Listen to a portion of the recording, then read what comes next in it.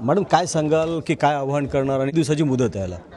आज आपण वसईमध्ये आपली SIRची प्रोसेसची आढावा बैठक घेतली होती. पर्टिक्युलरली वसईमध्ये जे 3 कॉन्स्टिट्युएन्सी आहेत, वसई, नालासोपारा आणि बोईसरचा जो 40% भाग येतो, त्यामध्ये आपल्याला एक प्रॉब्लेम येतो आहे की डिस्ट्रीब्युशन आपल्याला आपल्या BLOजना वेळेमध्ये भेटत नाही म्हणून होत नाही आहे. आपला प्री SIRमध्ये पण जो मॅपिंग एक्सरसाइज आपण घेतला होता त्यामध्ये पण मॅपिंगची टक्केवारी रिलेटिव्हली कमी होती. त्यामुळे इथे आपण विशेष एफर्ट्स घेतोय जेणेकरून ही मॅपिंग आणि डिस्ट्रीब्युशनची जी टक्केवारी आहे ती जास्ती वाढली पाहिजे आणि आपल्या इलेक्टोरल रोलमध्ये जास्तीत जास्त लोकांचं नाव यायला पाहिजे जेणेकरून आपल्याला त्यांना संधी देता येईल.